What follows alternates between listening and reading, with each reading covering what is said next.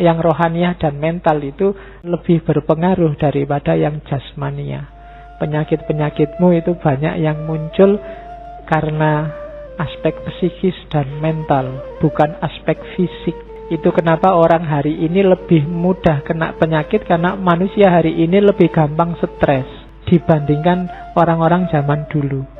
Meskipun mungkin secara fisik kesehatan, gaya hidup orang zaman dulu lebih tidak sehat kalau pakai teori kesehatan modern. Nah, biar mentalmu sehat secara fisik, yang pertama mata. Matamu itu, gak enak ya ngomong matamu. Yalah, enggak apa-apa. Mata Anda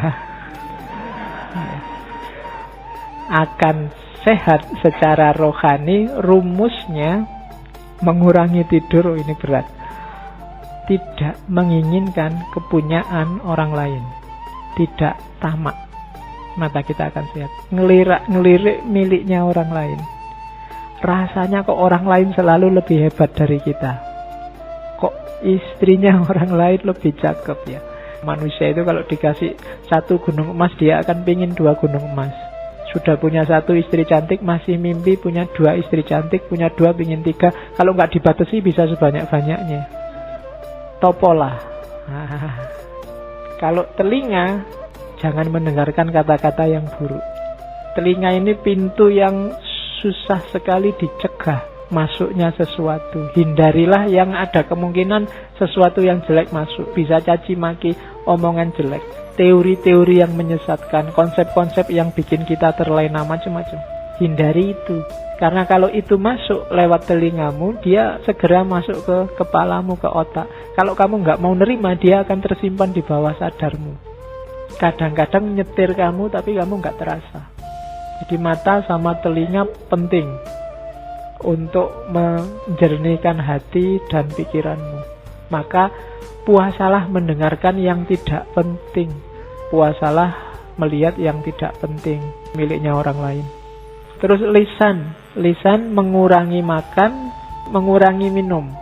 Tidak suka mencela keburukan orang lain. Kemudian menghindari kata-kata yang buruk. Mulutmu harimaumu, hati-hati. Sekarang mungkin kata-kata itu tidak cuma keluar dari mulut, bisa keluar dari jempol.